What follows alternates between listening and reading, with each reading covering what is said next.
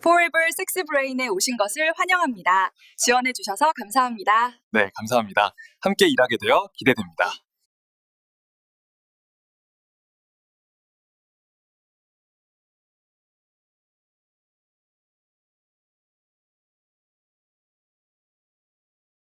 우리 희생하면 뭔가 되게 숭고하고 아름다운 거라고 배우잖아요.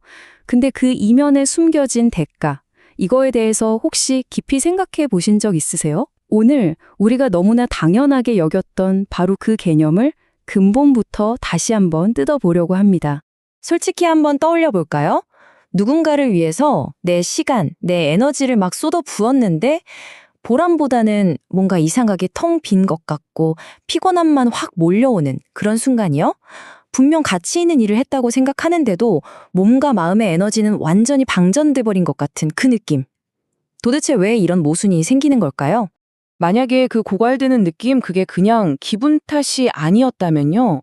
이 슬라이드에 나온 질문처럼 우리가 희생이라고 부르는 그 행동이 사실은 에너지 효율이 엄청나게 낮은 방식이고, 심지어 스트레스 반응을 통해서 우리 뇌에 진짜로 생물학적인 손상을 주고 있었다면요. 이건 그냥 심리적인 얘기가 아니라 물리학의 관점에서 보는 겁니다. 자, 그럼 이 문제의 해답은 어디에 있을까요? 바로 우리 내면의 운영체제를 업그레이드하는 데 있습니다. 나를 고립된 개체, 그러니까 입자로 보는 낡은 OS 1.0에서 세상과 연결된 무한한 가능성의 파동으로 관점을 완전히 바꾸는 거죠. 이 표가 바로 그 핵심적인 차이를 딱 보여주는데요. OS 1.0의 세계관에서는 나라는 존재는 한정된 자원을 가진 딱 분리된 존재예요. 그러니까 뭘 주면 내 것이 줄어드는 제로섬 게임인 거죠. 0 아니면 1, 이런 이분법의 세계랄까요? 하지만 OS 2.0은 나를 거대한 시스템의 일부로 봐요. 에너지는 나를 통해 흐르는 거지 내 안에 갇혀있는 게 아니라는 거죠. 그 결과는 고갈이 아니라 확장, 손실이 아니라 동기화입니다. 이걸 기술에 비유하면 훨씬 더 와닿으실 거예요. OS 1.0 상태의 우리는 용량이 딱 정해져 있는 개인 서버 같은 거예요. 멀티태스킹 조금만 해도 과열되고 시스템 에러나고 결국 번아웃으로 이어지죠. 반면에 OS 2.0은요. 무한한 용량의 클라우드 서버에 접속하는 것과 같아요. 내 개인의 처리 능력에만 의존하는 게 아니라 거대한 네트워크의 힘을 빌려 쓰는 시스템 통합이 가능해지는 겁니다.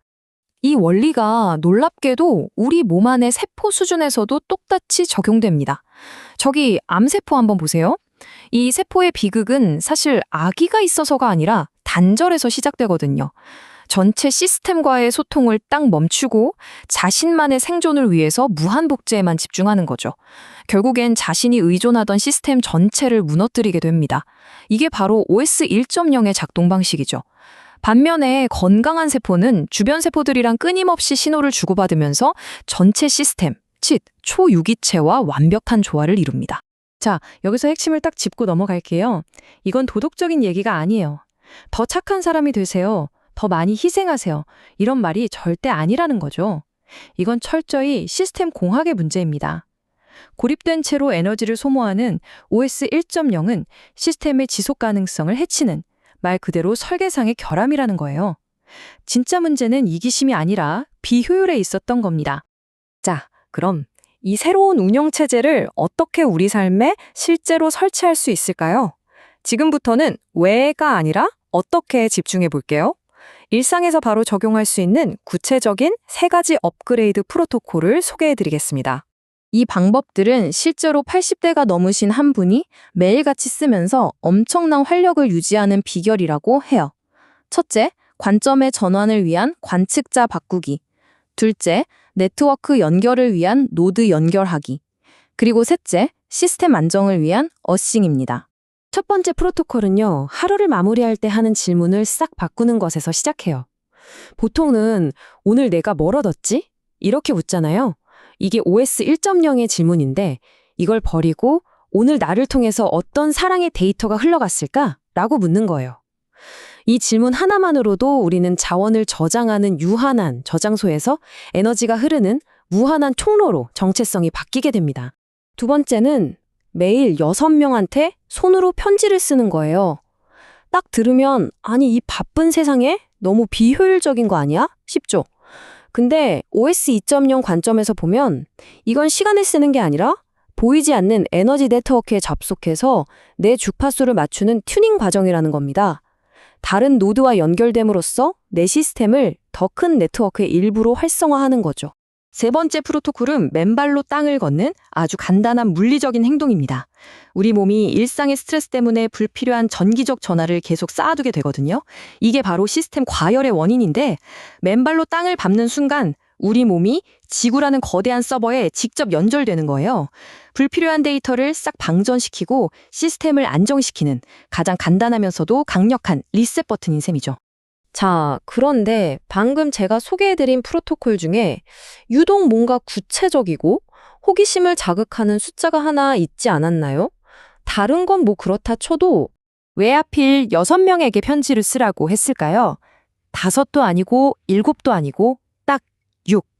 여기에는 정말 우연 이상의 깊은 의미가 숨어 있습니다. 이 숫자에 담긴 시스템의 완벽한 설계도를 같이 한번 살펴보시죠. 숫자 6이 왜 이렇게 완벽한 균형을 이루는지 여러 차원에서 증명이 되는데요. 첫째, 기하학적으로 보면 육각형, 허니콤 구조 있죠? 이게 자연계에서 최소한의 자원으로 최대의 공간을 만드는 가장 안정적이고 효율적인 구조예요. 벌집을 생각해 보시면 바로 이해가 되죠?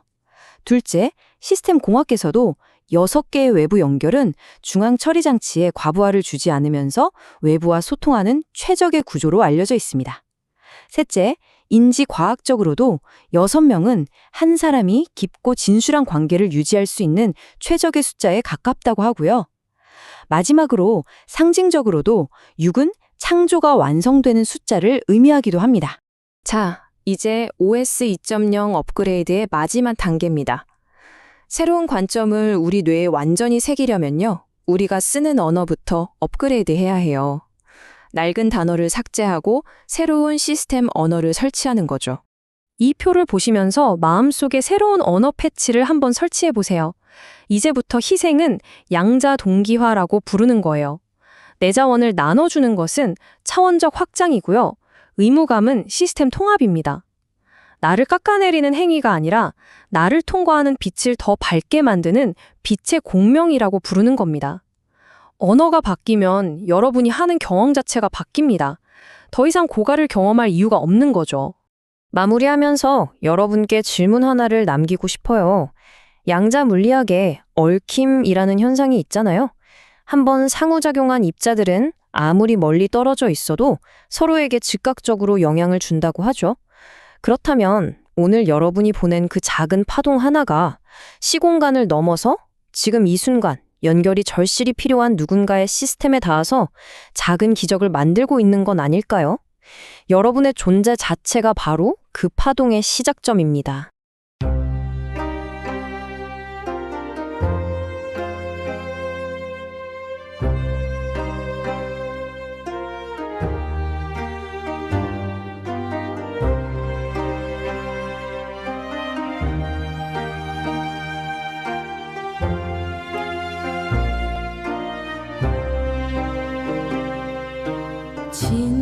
진양조 아리랑 아리랑 홀로 걷는 이 고갯길 내 힘으로 착하려니 뇌세포만 타버리네.